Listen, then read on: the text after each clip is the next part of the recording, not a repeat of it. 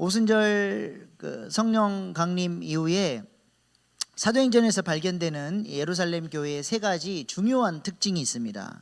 첫 번째는 성령의 강력한 역사가 교회 가운데 있었고, 성령의 강력한 역사 속에서 성도들이 말씀의 권위 앞에 무릎을 꿇고 그 말씀을 순종했고, 또 열렬하고 뜨거운 기도가 그 교회 가운데 있었다라고 하는 것입니다. 그래서 예를 들어서 사도행전 4장에 교회에 핍박이 찾아오고 사도들이 잡혀가고 고문을 당하고 하는 그런 어려움이 있었을 때 교회가 어떻게 했습니까?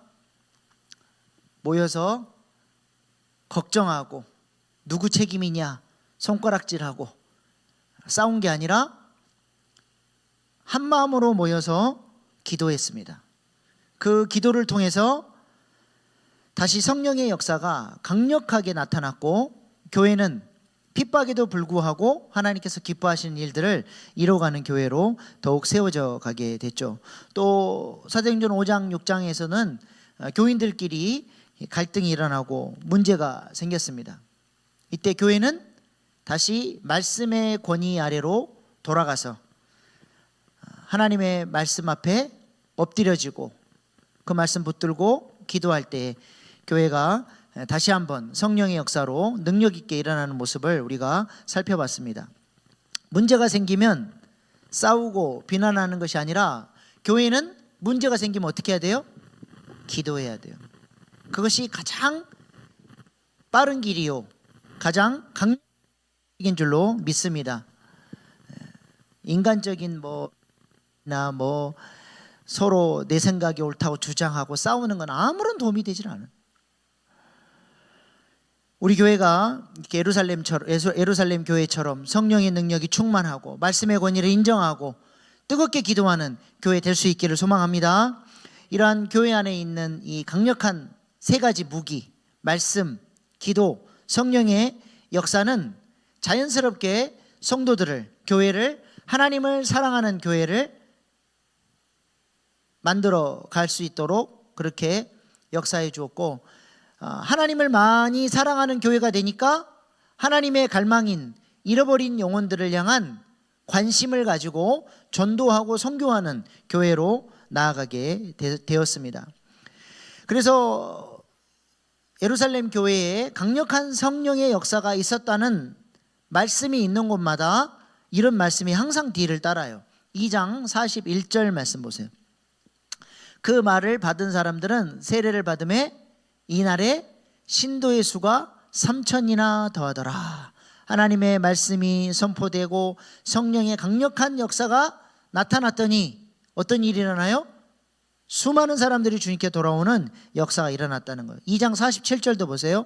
하나님을 찬미하며 또 온 백성에게 칭송을 받으니 주께서 구원받는 사람을 날마다 더하게 하시니라. 교회가 은혜가 있으면, 말씀의 권위가 있고 기도의 뜨거움이 있으면, 성령의 역사가 있으면 이렇게 놀라운 부흥의 역사가 나타난다는 거죠. 4장 4절도 보세요. 말씀을 들은 사람 중에 믿는 자가 많으니 남자의 수가 약 5,000이나 되었더라. 또 4장 31절 빌기를 다음에 모인 곳이 진동하더니 무리가 다 성령이 충만하여 담대히 하나님의 말씀을 전하니라. 성령의 충만함이 나타나니까 성도들이 어떻게 해요? 하나님의 말씀을 담대하게 전하는 전도의 역사가 나타나기 시작했다는 거예요. 또 5장 14절 믿고 주께로 나오는 자가 더 많으니 남녀의 큰 무리더라. 또 5장 42절 그들이 날마다 성전에 있든지 집에 있든지 예수는 그리스도라 가르치기와 전도하기를 그치지 아니하니라. 6장 7절 하나님의 말씀이 점점 왕성하여 예루살렘에 있는 제자의 수가 더 심히 많아지고 허다한 제사장의 무리도 이 도에 복종하니라. 말씀과 기도와 성령의 역사가 넘쳐나니까 자연스럽게 교회는 잃어버린 영혼들을 향해서 복음을 증거하고 전도하고 선교하게 되었다는 것입니다. 이런 전도를 통해서 수많은 영혼들이 주님께로 돌아오는 구원의 역사가 초대교회 가운데 끊이지 않고 일어나게 된 것이죠. 우리 교회도 이런 교회 되어야 되지 않겠습니까? 아멘. 그러면 우리가 말씀을 사랑하고 말씀으로 훈련받고 기도하고 그렇게 성령으로 충만해졌을 때 하나님의 주신 그 은혜의 뜨거움이 견딜 수 없어서 복음을 전하지 않고는 견딜 수 없는 그런 교회로 우리 교회를 세워가게 되리라 믿습니다. 오늘 우리가 읽은 본문 말씀도 이렇게 말씀과 기도와 강력한 성령의 역사가 있었던 예루살렘 교회가 또 전도하는 모습을 보여주고 있습니다. 오늘 본문의 배경은 스데반의 순교를 배경으로 하고 있죠. 복음 증거하다가 스데반이 사로잡혀서 돌에 맞아 죽었습니다. 스데반 이전에도 예루살렘 교회를 향한 핍박이 있었지만 이 정도로 끔찍한 핍박은 없었습니다.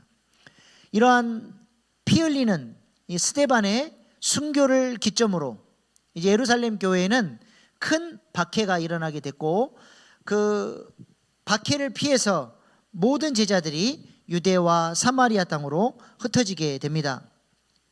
이 사건으로 말미암아 그동안에 하나님께서 성령을 통해서 예루살렘 교회에 주신 사명이 뭐예요? 예루살렘과 온 유대와 사마리아와 땅끝까지 이르러 내 증인이 되라고 그 교회에 선교의 사명, 전도의 사명을 주셨는데 안 나가는 거예요. 자기들끼리만, 유대 민족에게만, 유대인들에게만 복음을 증거하고 이방인들에게 복음을 전하지 않고 있던 교회가 결국에는 하나님이 핍박을 사용하셔서 흩어버리신 거죠. 그래서 이 스데반의 핏물을 머금고 복음을 들고 이제 이 핍박을 피해서 예루살렘 교회의 성도들이 복음을 들고 이제 열방으로 나아가게 되는 역사가 나타나게 된 것입니다. 유대인들은 예수를 믿고 나서도 예루살렘 교회 교인들이 항상 이 유대주의의 사상에 갇혀서 이방인들에게 복음을 전하지 않았습니다. 유대인, 예루살렘이 온 세상의 중심이고 하나님 나라의 중심이라고 이들은 생각을 했죠. 그래서 하나님께서 구원받을 사람을 이 율법이 나온 예루살렘으로 보내주셔서 구원하실 것이라고 하는 예루살렘 중심, 유대인 중심의 생각을 이들이 예수를 믿고 나서도 그대로 갖고 있었어요. 그래서 교회는 예루살렘에 있고 세계 열방의 사람들이 예루살렘에 몰려오는 이 구조로만 생각을 한 것이죠. 그러나 스데반 선교를 기점으로 이제 예루살렘 교회는 예루살렘으로 모여드는 선교가 아니라 흩어지는 선교, 복음 들고 이제 많은 지역으로 나가서 복음을 증거하는 그런 교회로 탈바꿈, 박해 때문에 억지로 했지만 하나님께서 그렇게 예루살렘 교회가 복음을 들고 흩어지도록 하셨습니다. 그래서 이전에는 선교가 모이는 선교, 오라의 구조, 우리 교회로 와라 였다면 이제는 스데반 순교의 기점을 통해서 가라의 구조가 된 거예요. 나가서 복음을 증거하는 그런 전도와 선교의 구조가 된 것입니다. 이렇게 핍박 때문에 흩어졌던 예루살렘 교회의 제자들은 처음에는 두려워서 흩어졌는데 도망친 곳에 그 땅에 가서 보니까 하나님을 알지 못하고 영적인 어둠 속에서 죄와 사망의 지배 아래 신음하는 복음이 필요한 사람들이 그들의 눈에 보이기 시작한 거예요. 그래서 누가 그렇게 복음을 증거하라고 지시한 것도 아니고 명령한 것도 아닌데 그들 안에 있는 뜨거움, 복음이 저들을 회복시키고 변화시키고 저들에게 하나님 나라를 줄 수 있다라고 하는 믿음이 있으니까 누가 시키지 않았는데도 자연스럽게 자기들이 도망간 그 자리에서 복음을 증거했는데 그 복음이 증거되는 곳마다 놀라운 성령의 역사가 나타나게 됐다는 것이죠. 오늘 이들이 어떻게 복음을 전했는지 좀 살펴보면서 우리도 전도하는 일에 쓰임받는 믿음의 사람들 될 수 있기를 소망합니다. 첫 번째로 이들은 어떻게 복음을 증거했냐면요, 두루 다니며 복음을 증거했어요. 오늘 본문 4절 말씀 한번 보십시다. 시작. 그 흩어진 사람들이 두루 다니며 복음의 말씀을 전할세. 예전에는 예루살렘에만 있었던 사람들이었는데 이제는 복음을 들고 두루 다니는 사람이 됐다는 거죠. 예전에는 동족 유대인에게만 복음을 전거했는데 이제는 이방 땅으로 나가서 복음이 필요한 사람들에게 복음을 전하기 시작했습니다. 그들은 쉽게 갈 수 있는 곳뿐만 아니라 쉽게 가지 못했던, 그동안에 터부시하고 그 땅은 밟지도 않았던 그런 땅까지 나아가서 복음을 증거하게 된 것이죠. 특별히 오늘 본문 말씀에 빌립이 등장을 하는데요. 이 빌립은 누굽니까? 예루살렘 교회 7 집사 중에 한 사람이죠. 이 사람이 어디를 갔어요? 사마리아 성까지 내려갔다라고 오늘 본문 말씀이 얘기합니다. 이 사마리아는 유대인들이 가기를 꺼려하는 곳 아닙니까? 이스라엘 지도 한번 보여주세요. 맨 밑에가 유대, 중간이 사마리아, 위가 갈릴리 지역이에요. 유대 땅에서 갈릴리로 가려면 사마리아를 통과해서 가면 직선거리로 빨리 갈 수 있습니다. 근데 저 땅 사마리아 인간들 보기 싫다고 유대 사람들이 어떻게 했어요? 요렇게 저기 요단강, 사해와 갈릴리 요단강 보이시죠? 저렇게 돌아가지고 요단 동편으로 해가지고 갈릴리로 올라갈 정도로 아주 사마리아 사람들을 이방인 중에서도 극혐하는 이방인 취급을 했습니다. 왜 사마리아 땅이 저렇게 돼버렸어요? 구약 북이스라엘 아수르 기억나세요? 아수르가 북이스라엘을 점령하면서 저 지역에 민족 말살 정책, 혼혈 정책을 써서 이방인들을 데려다가 다 결혼을 시켜서 이스라엘 순수 혈통을 다 오염시켜 버렸어요. 그때 이후로 유대인들은 사마리아 사람들을 이방인 취급하고 사람 취급을 안 하고 아주 꺼려하는 그런 사람들이 돼버렸습니다.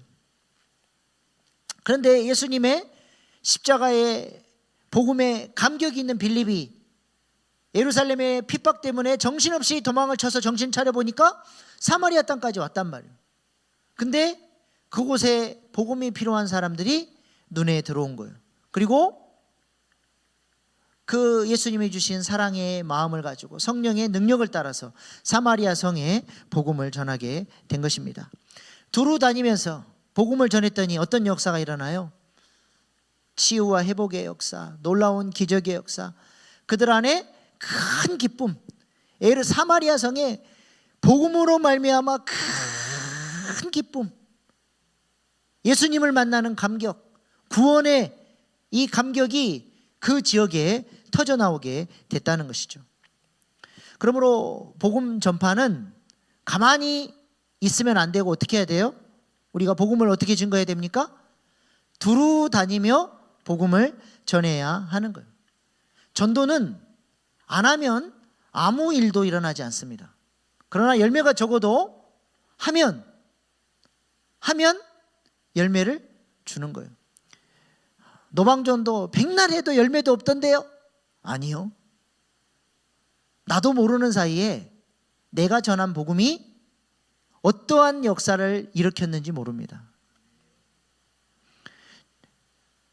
저도 그 노방전도 하고 막 복음 증거했는데 그 말 듣고 우리 교회를 한 자매가 찾아왔는데 제가 그걸 몰랐어요. 나중에 알고 봤더니 이야기를 하다 보니까 그때 내가 그 우리 교회 오라고 전도했던 자매네요. 어떻게 하나님이 역사하실지 몰라요. 열매는 하나님이 맺게 하시고 우리는 명령 따라서 두루 다니며 복음의 씨앗을 전하는 게 중요한 것입니다. 한번 생각해 보십시오. 우리가 어떻게 예수님을 믿게 됐습니까? 우리나라가 복음이 전해지기 전에는 서방 세계의 은둔 국가였습니다. 알려지지 않은 나라, 미지의 땅. 우리나라가 복음 증거하기에 좋은 곳이었습니까? 아니면 나쁜 곳이었습니까? 네? 복음 전하기가 굉장히 까다로웠어요.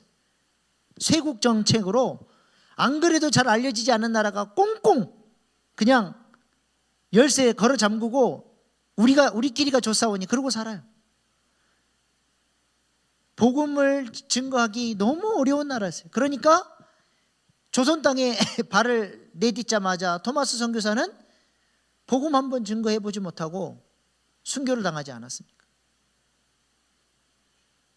수많은 선교사들이 이 땅에 와서 피 흘려 죽었고 자신의 자녀들이 풍토병으로 죽었고, 양화진 가보세요. 수많은 선교사들의 무덤, 그 중에서도 이름 없는 그 베이비들의 무덤에 가면 마음이 울렁울렁해요. 자기 나라에 있었으면 안 죽었을 아이들이 이 땅에 와가지고 정말로 많은 아이들이 죽었지 않습니까? 이 복음 증거하기 어려운 나라에 두루 다니며 선교사들이 그 피를 뿌리며 순교의 피를 뿌리며 복음을 전해줬기 때문에 오늘날 이 대한민국이 이렇게 예수 믿는 사람이 많고, 저는 이렇게 시골 갈 때마다 이렇게 시골 이런 데 지나갈 때마다 꼭 교회를 찾아요. 그러면 어김없어요. 어떤 시골에 가도 교회가 꼭 있어요. 제가 그런 거 볼 때마다 이 나라는 진짜 복받은 나라다. 전국의 방방곡곡 시골에도 다 십자가들, 교회도 건물 얼마나 잘 지어놨나 몰라요. 이 결과가 무엇입니까? 두루 다니며 복음을 증거한 복음 증거자들의 헌신이 있었기 때문에 우리가 이런 놀라운 혜택을 누리게 된 것이죠. 그러므로 그리스도인들이 반드시 해야 될 일이 있습니다. 그것이 뭐예요? 내가 받은 복음을 증거하는 거예요. 신혼부부가 이렇게 결혼을 하면 사람들이 그 부부에게 뭘 기대합니까? 새 생명이 언제 태어나나 당연히 기대하는 것처럼, 내 안에 예수 생명이 심겼으면 그 생명이 자라고 싹이 나고 열매 맺어서 생육하고 번성하고 충만해지는 역사가 일어나기를 우리 하나님이 기대하시는 것이죠. 이것이 하나님의 백성들을 향한 하나님의 소원입니다. 그래서 우리가 이를 위해서 열매는 하나님께 맡겨드리고 내게 주신 사명을 따라서 우리는 두루다니면서 복음을 전해야 하는 것이죠. 그러면 그렇게 전도하면 어때요? 우리의 영성이 활활 타올라요. 전도 받는 사람들은 안 우는데 전도하는 사람이 은혜 받아서 눈물을 흘려요. 전도하다 보면 막 안타까움이 올라오거든요. 복음을 받아들이지 않는 사람들, 욕하는 사람들, 대적하는 사람들, 이런 사람들을 보면서 그들의 영혼이 너무 불쌍하고 안타깝고 하나님을 알지 못하는 그 영혼이 참으로 불쌍해서 하나님의 마음으로 그런 사람들을 바라보게 되죠. 그러면서 다시 한번 하나님의 사랑에 감사하게 됩니다. 하나님, 저도 저렇게 강팍한 사람처럼 하나님을 대적하며 살아야 될 사람인데 하나님이 저를 이렇게 사랑해 주셔서 이 좋은 복음을 깨닫게 하시고 하나님 자녀의 이 복을 누리며 살게 해주셔서 감사합니다. 내가 믿고 있는 이 복음이 너무 소중하고 너무 감사하다는 마음이 전도를 하면서 더 뜨거워지고 더 그 마음이 활활 타오르게 되는 것이죠. 우리가 주일날 은혜를 많이 받아도 우리 마음을 불태우는 영혼전도, 영혼을 사랑하는 헌신, 순종, 이런 것들이 없으면 자꾸 내 안에 영혼의 불이 꺼져가요. 은혜 받고 성령 충만해서 집에 돌아갔는데 아무것도 일주일 동안 안 했어요. 뭐 세상에 찌들려서 바쁘게 살면서 정신없이 살았습니다. 그래서 수요 예배도 못 나오고 금요기도에도 못 나오고 새벽 기도는 뭐 전설 속의 이야기가 돼버린 그런 삶을 살다가 그 다음날 주일날 교회 올 때쯤 되면 마음이 어때요? 차갑게 식어 있는 거예요. 은혜를 향한 기대감도 없고 마음은 냉랭하고, 마치 우리 어릴 때 학교 난로 같아요. 우리 당번들 아침에 일찍 오면, 제가 어릴 때도 그게 기억이 나요. 당번들이 가서 이렇게 이거 나무 이거 뭐라 그러죠? 땔감을 받아 갖고 와요. 그래서 그 난로에다 이렇게 놓고 불을 확 태우면 이제 계속 땔감을 넣어주면 막 난로가 뜨거워지죠. 그럼 그 위에다 도시락도 쌓아놓고 연통이 이렇게 교실에도 있고 잘못했다가 막 대기도 하고, 근데 그렇게 활활 타오르던 난로도 땔감을 더 이상 안 놓고 집에 갔다가 그 다음날 학교에 오면 어때요? 차갑게 식어 있는 거예요. 우리 안에 있는 성령의 불이 계속 활활 타오르려면 계속 영적인 땔감을 넣어줘야 돼. 그게 뭐예요? 가장 이 영적인 땔감 가장 좋은 게 말씀, 기도, 전도 이런 거예요. 그런 게 없이 단편적으로 은혜를 받고 그런 땔감을 안 넣어주고 그냥 살다가 은혜가 떨어지면 어때요? 짜증이 나니까 뭐 다 핑계가 있겠지만 은혜가 떨어지면 꼭 가족들을 때려잡더라고. 애를 혼내고 남편 바가지 긁고 이제 그러면서 마음이 그냥 차갑게 식어서 교회로 오는 거죠. 그러니까 맨날 은혜 받으면 다 털어먹고 깡통 차고 돌아오고 또 은혜 받으면 또 다 털어먹고 깡통 차고 돌아오고 요것만 다람쥐 쳇바퀴 돌듯이 도는 거죠. 하나님은 우리가 맨날 불 꺼진 인생이 아니라 계속 한번 불을 지펴줬으면 계속 은혜의 땔감들을 넣어서 불을 활활 태워서 많은 영혼들에게 선한 영향력을 끼치는 사람으로 하나님이 우리를 쓰시기를 원하십니다. 우리가 그런 사람 될 수 있기를 소망합니다. 그렇게 계속해서 우리 영혼의 마음의 불이 타오르는 그런 일꾼들이 교회 안에 많이 있을 때 그 교회가 능력 있게 쓰임받는 교회가 되는 것이죠. 우리 교회가 이렇게 두루다니며 성령의 불을 전하는 능력 있는 교회 될 수 있기를 소망합니다. 두 번째로 이 사람들이 전했던 것은 복음의 말씀이었어요. 4절 5절 말씀 보십시다. 시작. 그 흩어진 사람들이 두루다니며 복음의 말씀을 전할세 필립이 사마리아 성에 내려가 그리스도를 백성에게 전파하니. 네, 두루다니며 뭐를 전했어요? 복음의 말씀을 전했어요. 복음이 뭐예요? 복음은 예수 그리스도. 이거 복음 기초 다시 하셔야 되겠네. 복음 그러면 바로 예수 그리스도가 나와야죠. 기쁜 소식, 예수 그리스도가 우리에게 복음이 되시는 거예요. 그 복음이신 예수 그리스도를 두루 다니며 전했다는 거예요. 다른 걸 전한 게 아니라 예수 그리스도 복음을 전했다는 것입니다. 사도들은 항상 이렇게 복음을 전했어요. 사도행전 2장 38절 말씀 보세요. 정확한 복음을 전합니다. 베드로가 이르되 너희가 회개하여 각각 예수 그리스도의 이름으로 세례를 받고 죄 사함을 받으라. 그리하면 성령의 선물을 받으리니. 우리가 어찌할꼬? 회개하기 위해 찾아온 베드로의 말씀을 듣고 감동을 받은 사람들에게 사도 베드로는 예수 그리스도의 이름으로 세례를 받으라. 그렇게 정확한 복음을 제시를 하죠. 많은 그리스도인들이 전도할 때 어떻게 합니까? 정확한 복음을 제시하는 경우가 거의 없어요. 우리 교회 한번 갑시다. 우리 교회 목사님 너무 좋으세요. 우리 교회는 정말 은혜로운 교회예요. 그래서 교회 자랑을 많이 하는데 뭐 그렇게만 해도 감사하죠. 그것도 안 하는 사람들이 많은데. 그런데 더 좋은 것은 이 정도 수준이 아니라 정확한 예수 그리스도에 관한 복음을 전하는 것입니다. 교회를 비난하고 교회에 대한 안 좋은 인상을 가지고 있는 사람들 중에 대부분은 단 한 번도 복음을 제대로 들어본 적이 없는 사람들이에요. 정확한 복음 제시가 그래서 중요한 것이죠.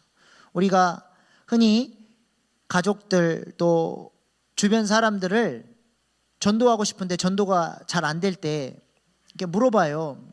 이렇게 자녀들은 신앙생활 잘 합니까? 뭐 남편은 교회 다니십니까? 그러보면 부끄러운 듯이 그렇게 성도들이 대답을 해요. 아유, 목사님, 제가 아직 좀 부족해서 아직 전도를 못했어요.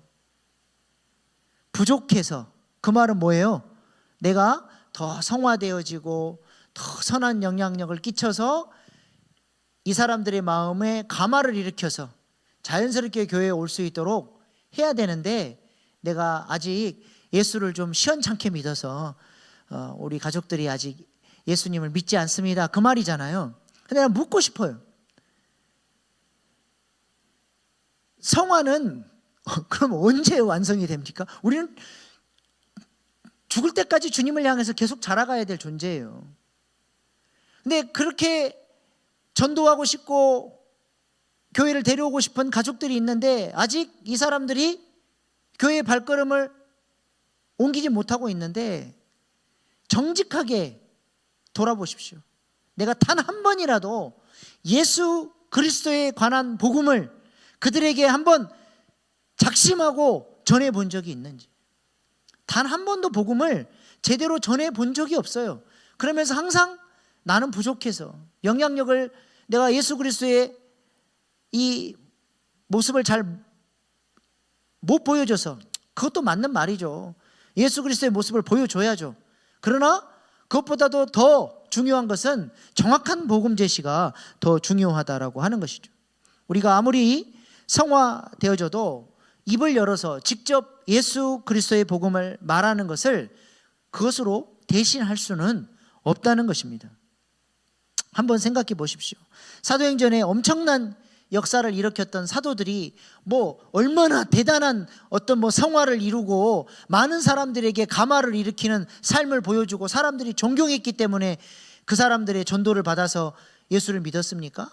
이 사람들은 아무짝에나 그 쓸모없는, 사람들로부터 관심도 받지 못하는 그냥 변방에 자기 갈릴리 천한 출신들 아닙니까? 근데 이들이 이렇게 영향력을 끼칠 수 있었던 이유는 뭐예요? 그들이 무슨 성화되어지고 무슨 엄청난 모습을 잘 보였기 때문이 아니라 그들의 입술에서 정확한 예수 그리스도의 복음이 선포되어졌기 때문에, 그 복음이 능력이 있어서 사람들의 영혼을 감화시키고 그 복음 앞에 그들의 마음이 꺾이고 예수 그리스도 앞에 무릎을 꿇게 된 것이죠. 나에게 능력이 있는 것이 아니라 복음의 능력이 있는 것입니다. 믿음은 뭐를 통해서 나는 거예요? 믿음은 들음을 통해서 나는 겁니다. 들려줘야죠. 복음을 들려줘야 그 복음이 그 마음 가운데 역사할 거 아닙니까? 복음도 안 들려주고 그냥 교회 한번 와봐라, 싫어, 그럼 아이고 저 강팍한 영혼 포기해버려요. 간절히 그 영혼을 위해서 기도하고 성령이 그 마음을 만져주시도록 기도하고, 그리고 능력 있는 이 복음의 말씀을 들려줘야 될 줄로 믿습니다. 그러므로 우리가 복음을 잘 가르치기 위해서 짧은 시간 안에 예수 그리스도의 이 복음을 효과적으로 전달하는 것들을 훈련해야 돼요. 복음을 잘 알아야 됩니다. 예수님의 성육신, 십자가, 부활, 승천의 의미들을 잘 깨닫고, 시간이 길어지면 1시간도 복음을 전할 수 있고 짧으면 5분이라도 전할 수 있는 이런 복음의 실력을 우리가 갖추고 있어야 돼요. 무기를 갖고 있어야 돼요. 그래야 하나님이 기회를 주셨을 때 복음을 증거할 거 아닙니까? 그러므로 전도 학교를 해야 되겠습니까? 안 해도 되겠습니까? 예? 해야 되겠죠. 신청들을 안 해요. 근데 책 사라 그래도 응답이 없어요. 우리가 기도로 잘 준비하고 말씀으로 잘 훈련해서 성령이 주시는 능력을 따라 복음을 전할 때 올 한 해 우리 교회 주신 보혈의 능력을 경험하는 교회. 보혈의 능력이 최소 반경이 어디까지라 그랬어요? 6월절 어린 양의 피를 어디다 바르라 그랬어요? 문지방, 문인방, 문지방에 바르. 그 피가 발라진 가정은 다 구원을 받는 거예요. 성경에 보면 너와 내 집이 구원을 받으리라. 공동체적, 가정이 함께 구원받는 겁니다. 피공동체, 피가 발라진 가정, 그런 믿음의 가정, 올 한 해는 꼭 이뤄갈 수 있기를 소망합니다. 이를 위해서 기도하시고 복음을 전하시고 그렇게 간절한 마음으로 나아갈 때 하나님께서 그들의 영혼을 만져주시리라 믿습니다. 뿐만 아니라 우리 가정뿐만 아니라 우리가 복음을 들고 나가서 오늘 찬양했잖아요. 이 산지를 내게 주소. 이 산지가 어디예요? 우리 잠원동, 우리 교회 주변. 이 산지를 접수해야 돼요. 이걸 전문 용어로 나와바리라 그래.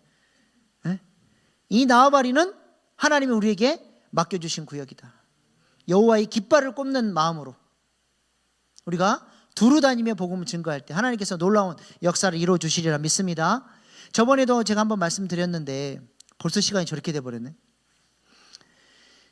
저기 요 보이는 아파트 4,000세대가 곧 들어옵니다. 지금 원래 계획은 6월 입주 계획인데 아마 좀 늦춰져서 10월까지도 밀려질지도 모르겠는데 4,000세대가 들어오는데 교회가 아이고 목사님 저기는 전도해봤자 오지도 않아요. 그 포기하고 있을래요? 아니면 이 산지를 내게 주소서. 깊은 데로 가라. 깊은 데로 가서 그물을 던지라. 깊은 데 가서 그물질 맨날 해봐야 고기도 안 나오는 거예요. 그러나 주님이 가서 그물을 던지라 말씀하셨더니 만선의 기적이 일어나지 않습니까?